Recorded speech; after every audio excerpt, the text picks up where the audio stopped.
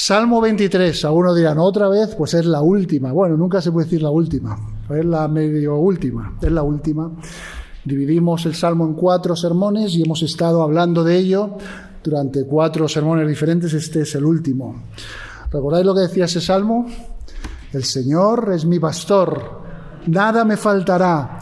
En lugares de delicados pastos me hará descansar. Junto a aguas de reposo me pastoreará.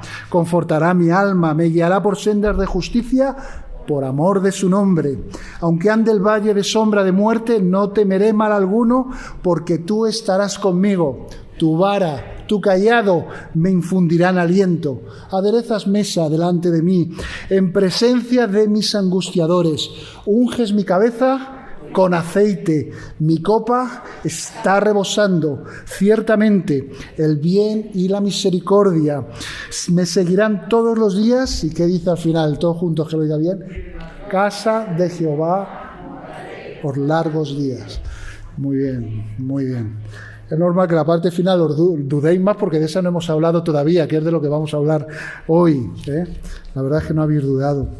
Conocéis este salmo, es un salmo muy conocido. Nosotros hemos hablado ya 3 veces de diferentes partes, esta es la 4ª, pero es un salmo también un poco complicado. Es un salmo que cuando lo estás leyendo no sabes muy bien cómo dividir estos 7 versículos, es un poquito complicado. Hay algunos que lo dividen en 2. La primera parte del 1 al 5 y la segunda parte del 5 al 7, que es de lo que vamos a predicar, del 5 al 6, que es de lo que vamos a predicar hoy. Ven esas 2 partes porque están diferenciadas, parece que temáticamente. Otros lo dividen en 3 partes. Primera parte, presentación del Señor como pastor.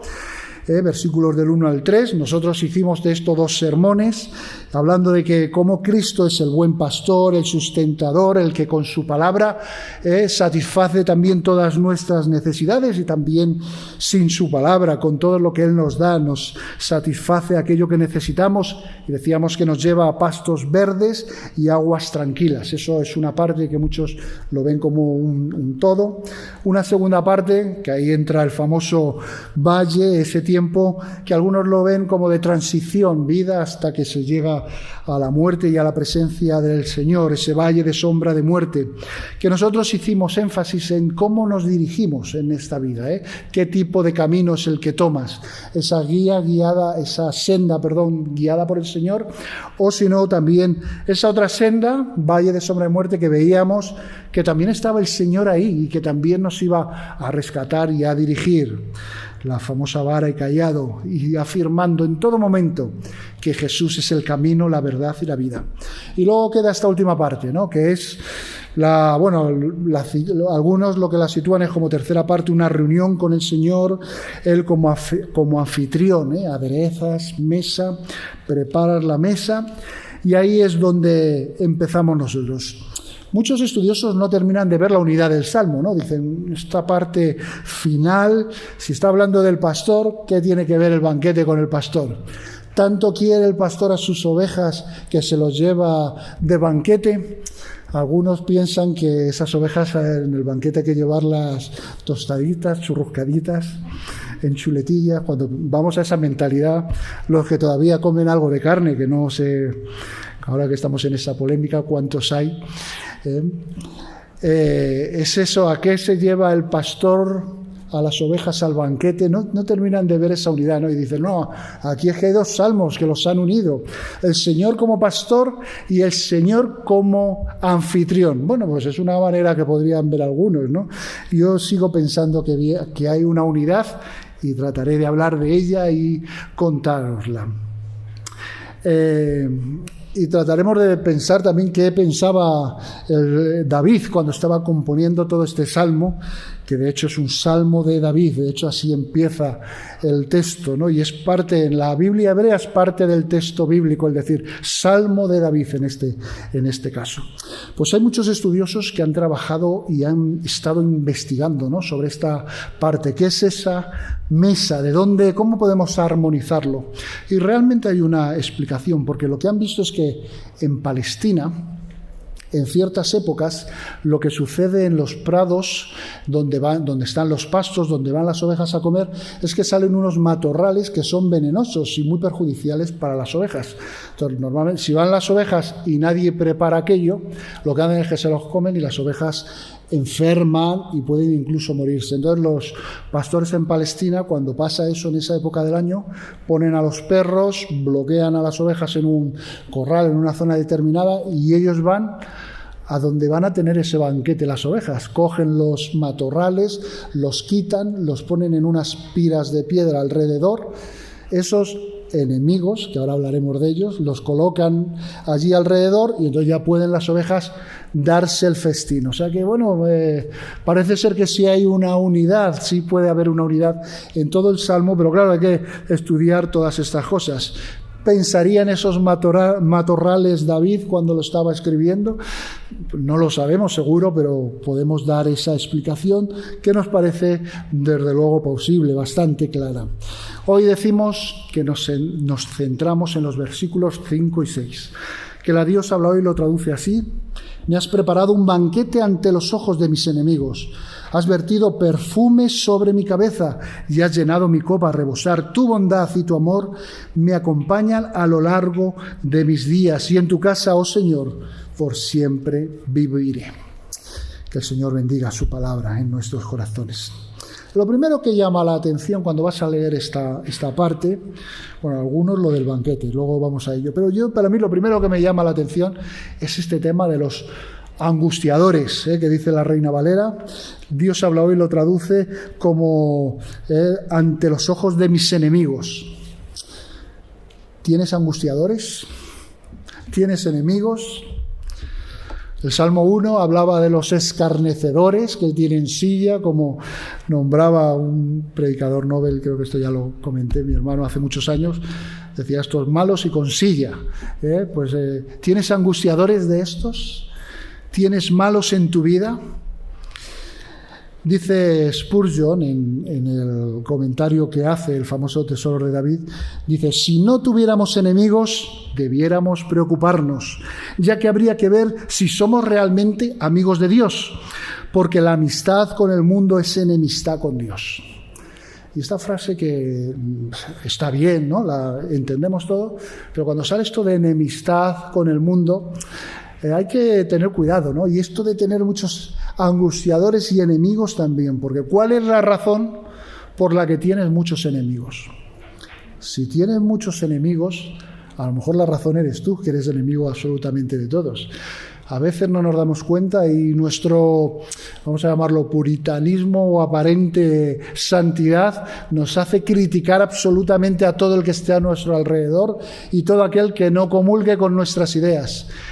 Todos esos son enemigos. Yo no sé si se refiere a estos, porque si tu carácter es lo que hace que tengas un montón de enemigos, a lo mejor te estás olvidando de los dones del Espíritu Santo. Ya sabéis que se resumen en el amor como principal característica.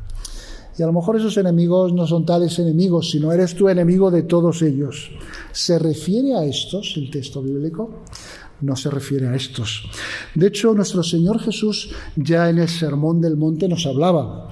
Y él decía, Mateo 5:11, bienaventurados sois por cuando por mi causa os insulten, os persigan y digan toda clase de mal contra vosotros. ¿Recordáis lo que dice el texto? Mintiendo. Digan toda clase de mal contra vosotros, perdón, en megafonía, mintiendo a este tipo de enemigos, que aquí dice que de profesión son angustiadores, es a los que se refiere. Aquellos que verdaderamente esa amistad que tú tienes con el Señor es lo que les genera a ellos enemistad contigo. Eso sí que son, digamos, lo que realmente te llevará a esa situación de enemistad con el mundo. Ahora ya no se usa tanto esa expresión, ¿no? Cuando éramos pequeños muchos nos decían, cuidado con los del mundo. Y luego había gente fuera igual de buena que dentro, o dentro peores que fuera. Hay que ser cuidadoso con los juicios que hacemos sobre todos los demás. Pero nosotros queremos estar con los del Señor y por eso también anhelamos estar en su casa, como decíamos antes. Pero este salmo constantemente nos habla de tranquilidad, nos habla de sosiego, de ese banquete que se prepara para nosotros. Pero es posible estar en un banquete frente a los llamados enemigos, como dice el texto. Además, no es un banquete cualquiera. En el texto original, la palabra para banquete o para mesa que pone aquí es sulhan, que implica un banquete real. Yo sé que alguno que sea muy republicano dirá, yo no quiero ese banquete. Un banquete real, todos entendemos ese significado, Lo podemos imaginar. No digo que cerréis los ojos para visionarlo, porque os perdéis del sermón. Pero podemos imaginar ese banquete real, cómo sería. Y eso es lo que nos está ofreciendo, una mesa, digamos, con el rey. Eso es lo que el Señor está preparando. Según el texto, se expresa que alrededor estaremos de aquellos que nos quieren angustiar, que se morirán de envidia, que les corroerá la rabia al ver cómo estás disfrutando de ese banquete. El texto parece que nos dice que a pesar de esos angustiadores, de esos enemigos, no hay prisa. Se está preparando todo con mucho cuidado. No hay urgencia. No necesitamos prepararnos para la batalla contra estos enemigos. Aquí está hablando de aderezas mesa. La preparas, la decoras con máximo detalle. Y vosotros sabéis esas cenas que a veces se preparan en las casas para Navidad o fiesta o algún cumpleaños especial, ¿no? Todos los detalles, los cubiertos, todos los detalles, aderezas, dice el texto Reina Valera, preparas, decoras con máximo detalle y atención. Se está preparando un banquete real para nosotros y la paz del Señor Jesús se nos ofrece y estará presente ahí en todo momento. Hay que recordar que estamos en un salmo donde siempre hemos hecho énfasis en la tranquilidad, en la confianza en nuestro Señor. Vimos que nada nos faltará, eso fue lo que dijimos y nos daba confianza, que descansaremos en lugares especiales y tuvimos confianza en ello, que Él preparaba un camino en nuestra vida. Y ahora seguimos recibiendo esa confianza y esa tranquilidad, porque no hay enemigo, no hay angustiador que pueda quitarnos la confianza de nuestro Señor cuando estamos en su presencia, porque además, como dice este texto, Él lo está preparando todo. Estamos en un tiempo complicado, un tiempo en que muchas personas lo han pasado mal. Yo creo que estamos hacia el final de la pandemia, pero ha habido gente que ha sufrido por repercusión directa de la infección, lo han sufrido en sus carnes. Hemos tenido algunos hermanos que lo han sufrido de una manera fuerte. Hay quien está de duelo por pérdida de familiares, de amigos. Hay quien lo ha sufrido en su economía, desempleo, carencias sanitarias, problemas en la salud en general, problemas de salud mental por todo esto que ha ido golpeando a la sociedad, y como consecuencia dicen que ha aumentado el insomnio, que ha aumentado los síntomas depresivos. Veíamos antes el testimonio de una persona, no por este caso, pero es verdad que el suicidio es algo que nos preocupa a los cristianos, el poder dar una respuesta adecuada a las personas que lo sufren. Hay personas que han sufrido esa ansiedad, ese estrés, y se habla de que hay un incremento de ansiolíticos y todo tipo de medicinas que ayudan en teoría a pasar este tiempo, por lo menos de manera provisional. ¿Ha sido así con nosotros? No que no hayamos sufrido porque un familiar ha enfermado o nosotros, o porque hemos pasado una situación de paro, desempleo, pero ¿cómo lo hemos vivido? Nuestra situación ha sido de desesperanza, ha sido de desesperación, o hemos esperado en la confianza que este salmo nos ha estado hablando. Fíjate lo que dice el salmo, y aquí nos da una serie de claves que vamos a profundizar en ellos. Dice: unges mi cabeza con aceite, mi copa está rebosando.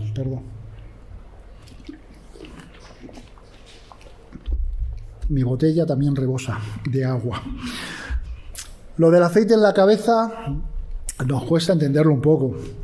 Sabéis que tiene que ver, por un lado, con la unción que recibían reyes, sacerdotes y profetas, que implicaba también la unción del Espíritu Santo. Era, en cierto modo, como si fuese la acreditación de que esas personas podían hacer su función, su trabajo, ¿no?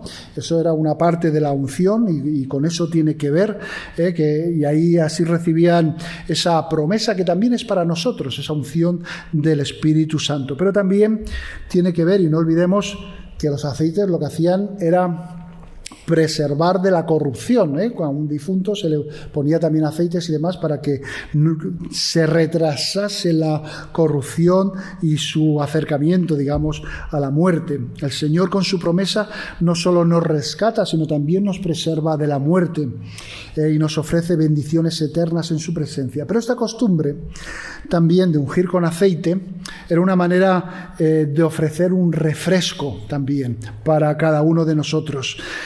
Hoy en día lo más parecido que hacemos es ofrecer el gel hidroalcohólico No tiene la misma función, En ese momento, cuando se hacía esa unción al invitado, lo que se le hacía era darle la bienvenida. Era una manera de decirle: bienvenido, estoy encantado de que estés aquí y quiero que te sientas alegre, fresquito, que te sientas a gusto. Eres muy bienvenido y me alegro que estés conmigo. Esa era la función de ese aceite en la cabeza en las bienvenidas. Pero esta unción nos habla también de permanencia, y en el Nuevo Testamento también se trata de la unción del Espíritu Santo que nosotros hemos recibido a través del Espíritu Santo. Esta unción permanece y nos confirma también que somos de Cristo. Dice 2 Corintios 1: y el que nos confirma con vosotros en Cristo, y el que nos ungió, es Dios, el cual también nos ha sellado y nos ha dado como garantía el Espíritu Santo en nuestros corazones. Y en Juan 2:27 dice: pero la unción que vosotros recibisteis de Él permanece en vosotros. ¡Qué promesa tan importante! Deberíamos recordarla. Deberíamos recordar que aunque estemos rodeados de enemigos y angustiadores, sean circunstancias o sean personas reales, pero también sean circunstancias, en un momento dado podemos saber que esa unción que tenemos en el Espíritu Santo está con nosotros. Saber reconocer que, a pesar de que las circunstancias sean malas, digamos como hace Job, se lee en el capítulo 1:21, el Señor nos dio, el Señor nos quitó, bendito sea el nombre del Señor. Tremendo reconocimiento de la soberanía de Dios. Que eso esté siempre con nosotros. Pero dice el texto, la copa, dice, mi copa está rebosando. Esto nos hacemos más a la idea, en tener una copa y que se nos cae un poco. Parece que lo entendemos mejor, pero implica que es lo suficiente, más que lo suficiente, lo rebosante. No solo lo que necesitas, sino que tienes mucho más. Parece querer indicar la plenitud de las bendiciones de Dios que estaba recibiendo. Y el Señor no solo quiere darnos vida, sino el texto bíblico dice en Juan 10:10 que además nos quiere dar vida en abundancia. Aunque no debemos olvidar que para que nosotros disfrutemos de esas bendiciones, Él también tomó un sorbo muy amargo de una copa. Decía Jesús, Padre mío, en Mateo 26:42, si no puede pasar de mí esta copa sin que yo la beba, hágase tu voluntad. Era una copa amarga para que nosotros pudiéramos disfrutar de la salvación y de todas las bendiciones que conlleva eso. Pero el Señor no nos da rebosantemente para que se nos caiga. Aquí hagamos un ejercicio de mayordomía. La copa no se rebosa para que se derroche, se ponga malo, se estropee, sino también para que tengamos la oportunidad de compartir. Si Dios te está dando en abundancia, te está dando rebosantemente, no es para que dejes que se estropee, sino para que también seas cauce de esa bendición y pueda transmitirse a través de ti a los demás. El último versículo decía, ciertamente el bien y la misericordia me seguirán todos los días de mi vida, y en la casa de Jehová moraré por largos días. Dice en la versión de Saulo, y tu bondad y tu amor me acompañan a lo largo de mis días, y en tu casa, Señor, por siempre viviré. ¿Qué es lo que sale del encuentro con el Señor? El salmista dice: el bien y la misericordia le siguen o le acompañan. Al pensar en todo esto, recordaba tiempos pasados cuando la gente fumaba en los restaurantes, en las cafeterías, ¿no? Entrabas allí a tomar algo o estabas comiendo, y como la gente fumaba a tu alrededor, aunque tú no fumases nada, luego salías y ¿qué te acompañaba de esa comida? Tenías un aroma. Yo recuerdo que decían que hasta el pelo te huele a tabaco, ¿no? Y no había fumado nada, pero eso es lo que había a tu alrededor. Yo no quiero que me acompañe ese olor a tabaco y bueno, damos gracias a la legislación que hace que no pase eso de esa manera, ¿no? De esta cena de la que estamos hablando, de este banquete, de esta oportunidad de estar con el Señor, ¿a qué hueles? ¿Qué es lo que reflejas? ¿Qué es lo que te acompaña? El texto dice: el bien y la misericordia de Dios. El bien que te protege y la misericordia que te perdona. Y como vienes además de una situación rebosante, como veíamos ahora, digamos que se te notará además por los 4 costados.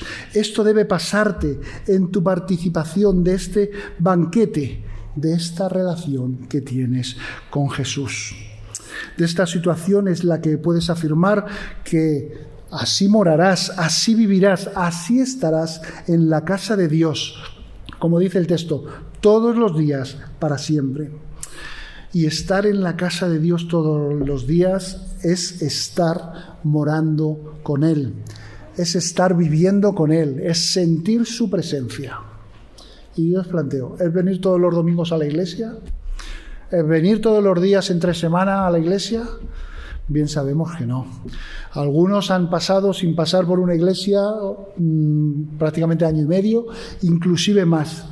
Pero han seguido sintiendo la presencia del Señor, porque la verdad es que la presencia del Señor está incluso por encima de nuestra presencia en la iglesia, sin olvidar, y lo he dicho al principio del culto, lo importante que es estar también en la iglesia.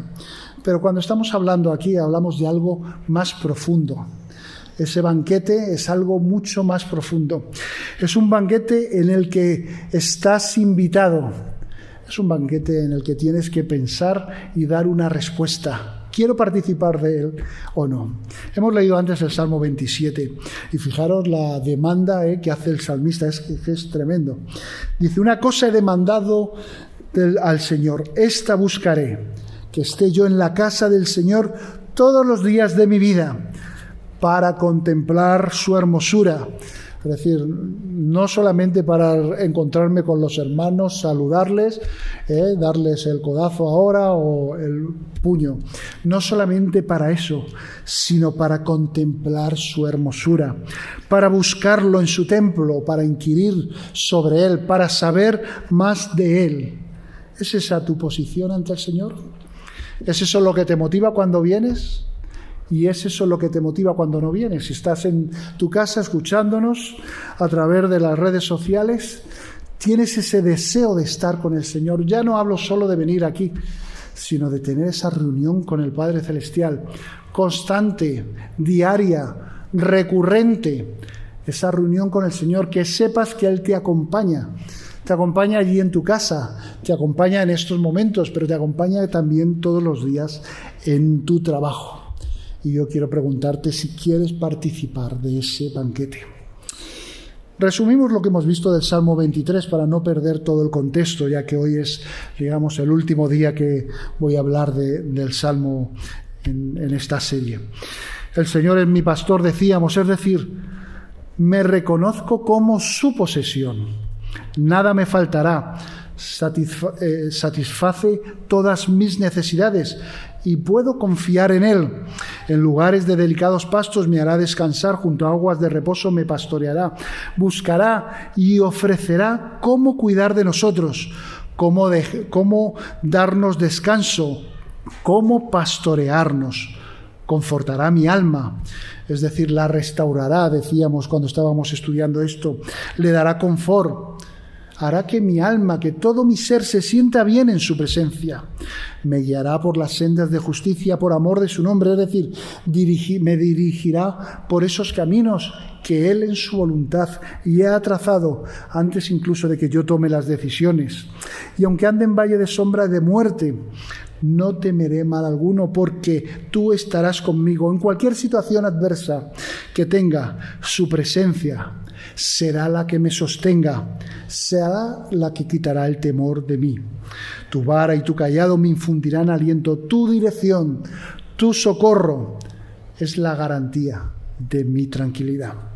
Y sé que contigo me espera llegar a un buen fin, Señor. Allí donde tú estás preparando un lugar, aderezando una mesa delante de mí, un banquete, quizá en presencia de mis angustiadores, como dice el texto, me preparas un banquete en el que no importa quién esté alrededor ni lo que surja, porque tú unges mi cabeza con aceite, me refresca, me haces sentir bien, me haces sentir bienvenido, me dará incluso más de lo que necesito, y por eso es que afirmo que mi copa está rebosando. Con un Dios así, con un pastor como el que hemos visto, es que podemos afirmar que ciertamente el bien y la misericordia me acompañarán, me seguirán todos los días de mi vida. Las tendré por compañeras, y cuando alguien me vea podrá decir: a lo que huele esta persona, lo que rezuma es a la misericordia que antes ha recibido del Señor. Por lo que en la casa de Jehová moraré por largos días. No me quiero ir de tu lado, Señor. Quiero estar contigo siempre. Hoy es un buen día para reconocer que el Señor es tu pastor. Yo te he hablado un poquito de las ofertas que hay dentro de ese reconocimiento. También te he hablado de algunos deberes o algunas implicaciones que hay cuando tú digas: el Señor es mi pastor, y está delante de ti diciéndote que lo reconozcas. La verdad es que a veces da igual que lleves muchos años en la iglesia, o que sea el primer domingo que llegues, o que lleves poco tiempo, o que estés de visita. Siempre es un buen día para reforzar esa relación con el Señor y decirle: Señor, quiero que seas mi pastor en cada momento. ¿Qué impide que reconozcas que Jesús sea el pastor de tu vida? ¿Qué lo impide? Piensa en ello.